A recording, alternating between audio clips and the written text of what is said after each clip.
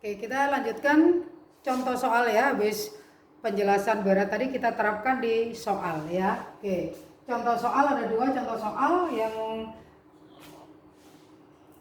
menggambarkan notasi sel, kemudian potensial sel standar, deret volta, sama kespontanan reaksi redox ya. Oke, suatu sel volta tersusun dari elektrode timah dan aluminium. Diketahui data sebagai berikut. Data ini apa? Reaksi reduksi. Ini berarti potensial reduksi karena reaksi reduksi. Potensial reduksi Al minus 1,66. Potensial reduksi timah minus 0,14 volt. Yang ditanyakan ada 6. Sudah terstruktur ini menggambarkan yang Buana jelaskan tadi. Tentukan zat yang bertindak sebagai anoda dan katoda. Tuliskan notasi selnya. Tuliskan reaksi elektrodanya. Tuliskan reaksi selnya. Tentukan nilai SL-nya. Yang terakhir, apakah reaksi redox yang terjadi spontan atau tidak? Jelaskan. Jadi kita jawab, kita kerjakan satu-satu ya aku ya. Oke. Nih.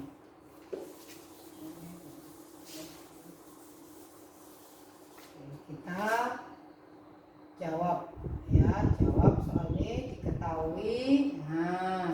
Diketahui E dari AL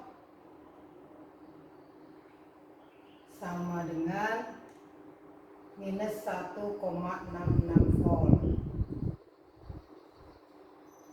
E0 dari SN sama dengan minus 0,14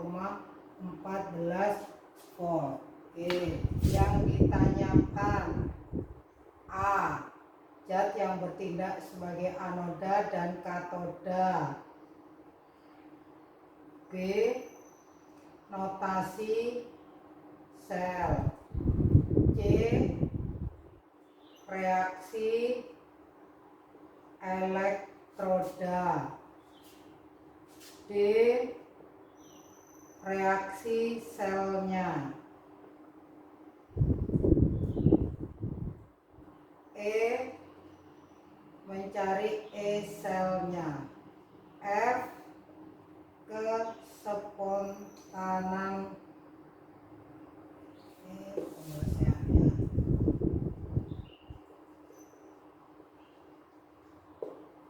kespontanan reaksi redox. Sekarang kita jawab.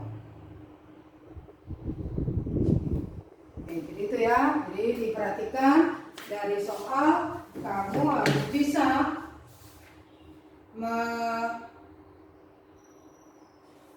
menulis apa yang diketahui di soal, apa yang ditanyakan di soal ya.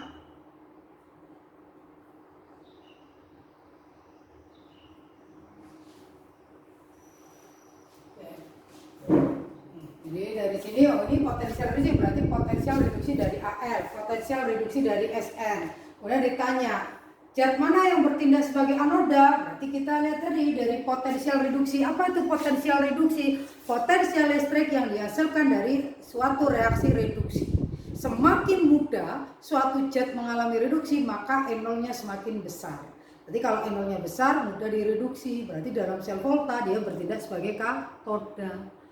Semakin sulit dia direduksi, artinya E0-nya semakin kecil. Kalau semakin kecil berarti dia sulit direduksi. Karena sulit direduksi berarti mudah dioksidasi. Berarti E0 besar mudah direduksi, bertindak sebagai katode. E0 kecil sulit direduksi, mudah dioksidasi, bertindak sebagai anoda. Berarti nomor 1 atau yang A kita jawab berarti anoda, berarti zat yang E0-nya kecil. Nah, berarti zat yang E0-nya kecil siapa?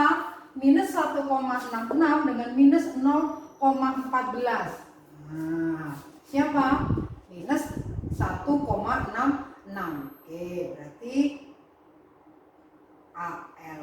Nah, berarti AL yang bertindak sebagai noda. Siapa yang bertindak sebagai katoda? Oke, zat yang E0-nya besar. Berarti zat yang E0-nya besar siapa? Minus 0,14. Siapa? Timah.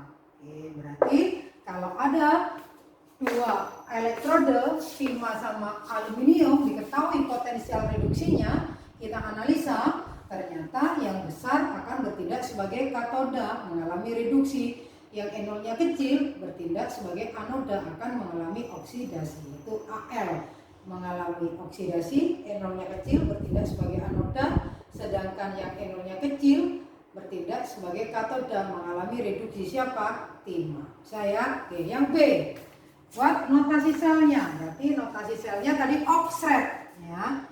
Notasi sel oxide berarti anoda, katoda. Nah, antara anoda katoda dipisahkan dengan jembatan garam. Anoda tempat terjadi oksidasi. Siapa yang mengalami oksidasi? Al. Berarti Al. Jadi Al 3 positif. Siapa yang mengalami reduksi? Sn. Sn 2 positif. Ini notasi sel. Ya, diagram sel. Sekarang yang ketiga, reaksi elektroda. Apa itu reaksi elektroda? Berarti reaksi di katoda dan reaksi di anoda. Ya, ini berhapus.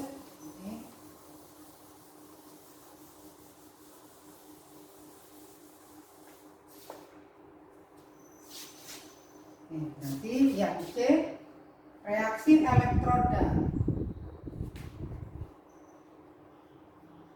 Berarti reaksi di katoda dan di anoda. Berarti elektroda ada dua, katoda sama katoda, elektroda positif. Tempat terjadinya apa? Reduksi. Oke, berarti siapa yang mengalami reduksi?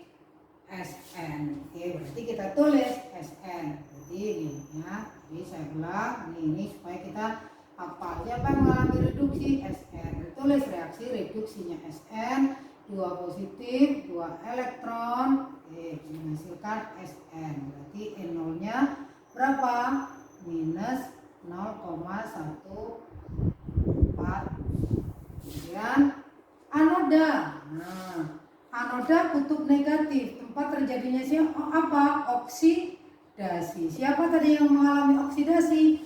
Al. Oke, berarti kita tulis. Nah, anoda oksidasi, berarti Al. Hati-hati, oksidasi. Reaksinya oksidasi, ya. Di Al. Nah, jadi yang reaksi reduksi dibalik menjadi reaksi oksidasi. 3 elektron. Jadi kalau di soal reduksi minus 1,66, maka kalau oksidasi menjadi berapa? Oke, positif 1,66.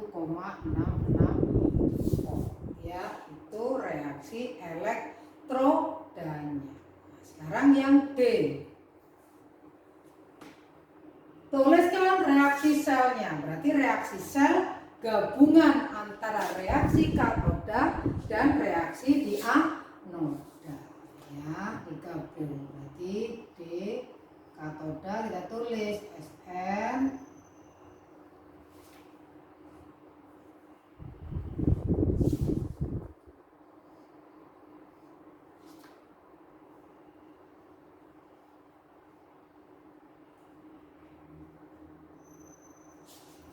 di anoda Al.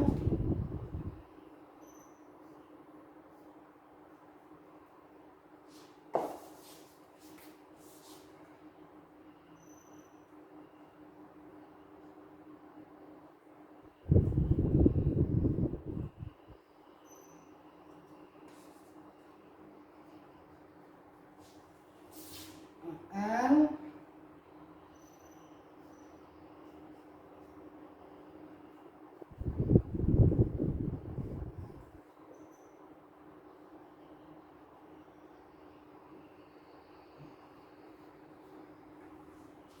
Oke, nah sekarang hati-hati, tidak reaksi sel, berarti reaksi redoks. Reaksi redoks berarti jumlah elektron yang dilepas harus sama dengan elektron yang diterima. Sekarang direduksi menerima 2 elektron, di oksidasi melepas 3 elektron. Nah, ini harus disamakan. Nah, ini kemarin fungsi dari kita belajar penyetaraan reaksi redoks. Berarti kita harus setarakan ya, samakan elektron. Berarti KPK 2 dengan 3. Yang ini dikali 3 ya. Yang ini dikali 2. Potensial reduksinya tidak usah diikutkan, tidak perlu dikali karena sekian mol itu sama potensial listrik yang dihasilkan. Jadi tidak perlu dikalikan untuk potensial reduksinya. Jadi ini akan berubah menjadi ya, ini warna tulis di sini berarti dikalikan berapa ini? Dikalikan 3, ini dikali 2 sehingga menjadi di katoda 3Sn 2 positif ditambah 6 elektron menghasilkan 3Sn E0 berarti ini warna hapus ya. Ini sudah ya, ini warna hapus yang ini ya. Sudah bisa ya.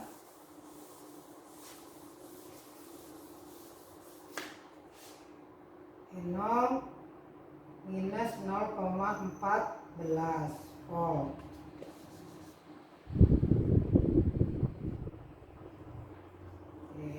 Maka di anoda berarti 2Al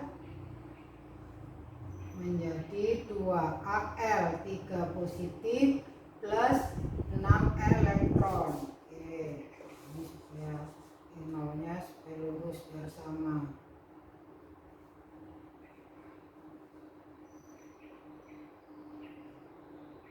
Positif 1,66. Nah, ini yang kita jumlahkan. Ini yang namanya reaksi sel. Gabungan setengah reaksi reduksi ditambah setengah reaksi oksidasi. Ingat bahwa dalam reaksi redoks jumlah elektron yang dilepas harus sama dengan jumlah elektron yang diterima. Ya, oke, berarti ini kita coret, bisa kita coret berarti 2Al ditambah 3Sn 2 positif akan menghasilkan 2Al 3 positif ditambah 3Sn ya. Berarti ini diin lagi E0 minus 0,14 volt. Di sini E0-nya positif 1,66 volt. Berarti ini kalau ditambah jadinya apa tadi? Potensial apa ini? Reduksi. Ini potensial apa? Oksidasi. Potensial reduksi ditambah potensial oksidasi apa namanya? Iya, E-sel. Ini sudah E-sel. Berapa? Di 1,66 kurangi 0,14. 6, 2, 5, 1. Berarti 1,52. Positif 1,52 volt. Ya, gitu ya. Jadi mencari anoda katoda tahu, notasi sel tahu, reaksi elektroda apa itu reaksi elektroda? Reaksi di katoda sama di anoda. Katoda reaksi reduksi, di anoda reaksi oksidasi. Kemudian reaksi sel apa? Reaksi gabungan antara setengah reaksi di katoda dengan setengah reaksi di anoda. Ya, dengan catatan jumlah elektron harus sama. Supaya sama kita main KPK ya, disilang ya. Oke, sekarang nomor 5 mencari potensial sel. Berarti dari pertanyaan nomor 4 tadi sebenarnya sudah terjawab berapa E-selnya. Sekarang kita buktikan Bu pakai rumus. Boleh mencari jawaban yang kelima ya, mencari E-sel. Kita pakai rumus yang pertama ya. E sel. Ada dua rumus, kita pakai yang pertama. E sel sama dengan E0 katoda dikurangi E0 di anoda. Oke. Berarti E0 besar dikurangi E0 yang kecil. Oke. Nah, yang E0 besar siapa? E0 Sn. Ya. Dikurangi E0 yang kecil Al. 3 positif Al. Berarti yang besar punya Sn minus 0,14 dikurangi minus 1,66 volt. Berarti minus 0,14 ditambah 1,66 volt. Berarti berapa? Positif 1,52 volt. Itu cara yang pertama. Cara yang kedua, E sel, soalnya ini tadi. Nah, E sel sama dengan E0 reduksi dikurangi E0 ditambah E0 oksidasi. Yang reduksi siapa? Sn. Nah, ditambah yang oksidasi Al. Oke, berarti yang reduksinya tadi minus 0,14 ditambah oksidasinya Al berapa tadi? 1,66 volt. Berarti positif 1,52 volt ya. Jadi sebenarnya dari sini sudah dapat ini ya potensial reduksi ya, potensial sel standar ya. Dibuktikan dengan cara rumus tadi juga dua-duanya ketemu. Yang terakhir yang F. Apakah reaksi redoks itu spontan? Kespontanan reaksi redoks berarti bisa dilihat dari harga E selnya. E selnya positif berarti spontan, berarti reaksi redoks itu terjadi dengan sendirinya. Berarti menghasilkan listrik, berarti ada arus listrik. Berarti GGL-nya, voltmeternya bergerak. Ya kan gitu. Berarti kalau kita lihat karena E selnya bernilai positif, nah, reaksi redoksnya spontan nggak? Iya, spontan jawabnya. Kenapa?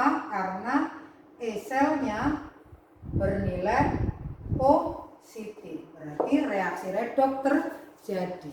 Ya, berarti ada arus listrik. Jadi reaksi redoks terjadi dengan sendirinya. Jadi itu yang disebut redoks spontan. Reaksi redoks terjadi dengan sendirinya.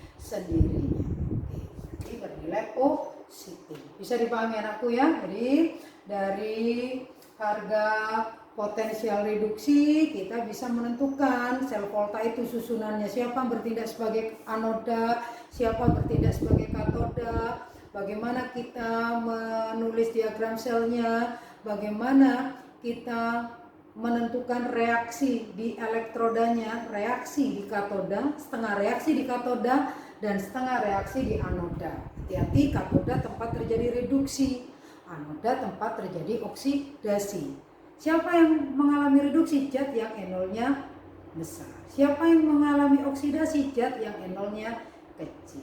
Kemudian reaksi sel gabungan setengah reaksi reduksi dan oksidasi. Dengan kata lain, reaksi sel adalah reaksi redoks, reduksi ditambah oksidasi. Setengah reduksi ditambah setengah reaksi oksidasi. Setengah reaksi di katoda ditambah setengah reaksi di anoda. Dengan catatan dalam reaksi redoks jumlah elektron yang dilepas dalam reaksi oksidasi sama dengan elektron yang diterima di reaksi reduksi. Hati-hati ya, makanya kita sudah belajar ya di awal penyetaraan redoks ya. Kemudian mencari E sel bisa dengan dua rumus ya, dari data reaksi reduksi atau dari reaksi sel ya. Kemudian yang terakhir, suatu reaksi redoks dikatakan spontan atau tidak. Maksudnya spontan, reaksi redoks terjadi dengan sendirinya ya. Berarti ada aliran elektron. Jadi kalau ada aliran elektron berarti ada arus listrik ya. Jika potensial selnya bernilai positif ya. Jadi untuk memprediksi spontan atau tidak sebenarnya gunakan the right man on the right job. Jadi zat yang E0-nya kecil harus mengalami oksidasi. Seandainya zat yang NO-nya kecil bertindak sebagai katoda, pasti tidak akan pernah bisa. Ya, zat yang NO-nya besar harusnya reduksi, tapi kalau dia di anoda pasti tidak spontan. Ya, jadi mudah untuk melihat tanpa menghitung NC-nya spontan atau tidak. Kalau kita melihat persamaannya terjadi spontan atau tidak, kita lihat the right man on the right job. E0 kecil di anoda, E0 besar di katoda. Kalau dibalik E0 besar di anoda, E0 kecil di katoda, jelas tidak spontan. Ya, itu ya anakku ya. Contoh soal mengenai sel volta. Nah, contoh yang kedua mengenai deret volta, pendesakan logam. Ya, oke. Nih, saya kasih ini sudah saya.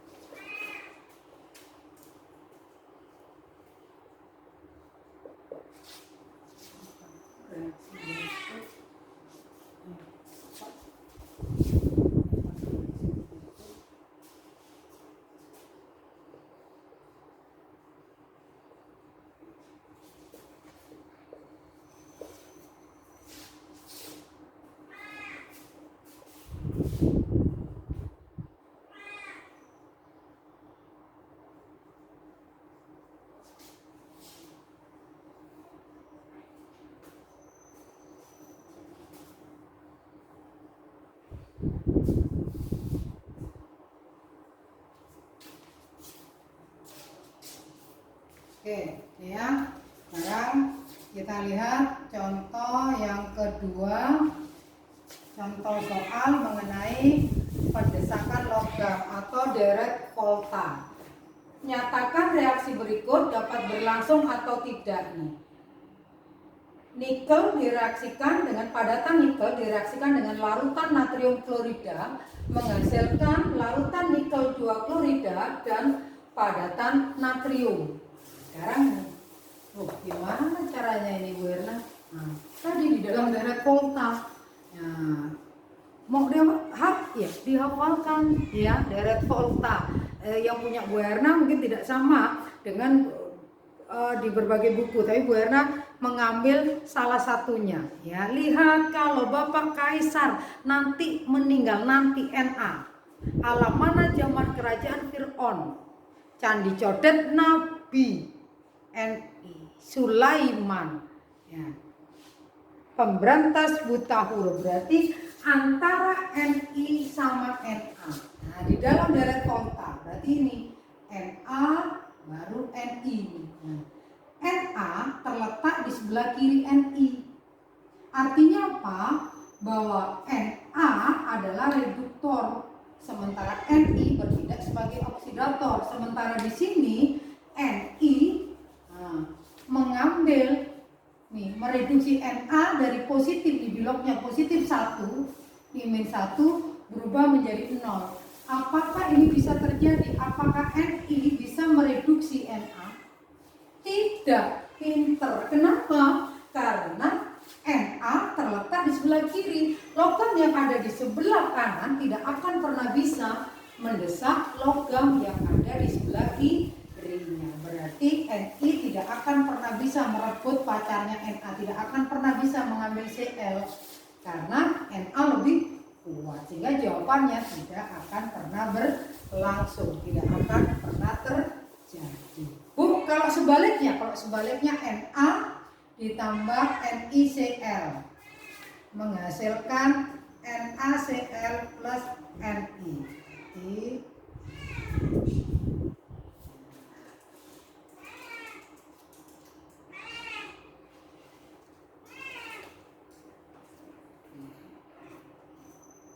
Terjadi enggak reaksi ini? Na sama Ni. Na terletak di sebelah kiri Ni. Berarti ini bertindak sebagai reduktor. Ini oksidator, maka Na bisa mereduksi Ni. Jadi Na akan mereduksi. Ini kan positif 2, ini min 1, ini 0. Jadi dari positif 2 di-nolkan. Kenapa dia bisa 0? Karena pacarnya diambil sama Na. Dia bisa, karena reduktor kuat, bisa dia merebut, mendesak ini, didesak, Ni diusir. Sehingga dia sendirian, yang mula-mula dia berikatan dengan Cl-nya diambil, sehingga Na yang berikatan, Ni-nya diusir, didesak. Ya, berarti ini terjadi ya. Jadi ini penerapan dari deret volta, pendesakan logam. Jadi unsur yang ada di sebelah kiri bisa mereduksi, mendesak unsur yang ada di kanannya, tapi yang di kanan tidak bisa mendesak, mengusir atau mereduksi unsur yang ada di sebelah kirinya. Oke, itu anakku ya. Pokok bahasan kita mengenai notasi sel, kemudian potensial reduksi standar, potensial sel standar, kemudian deret volta, beserta contoh-contoh soalnya. Mudah-mudahan penjelasan Bu Erna mengenai pokok bahasan tersebut bisa kalian pahami. Kurang lebihnya Bu Erna minta maaf. Semoga ilmu yang Bu Erna berikan biar sedikit bisa bermanfaat untuk kita semua. Bu Erna akhiri. Assalamualaikum warahmatullahi wabarakatuh. Salam sehat untuk kita semua.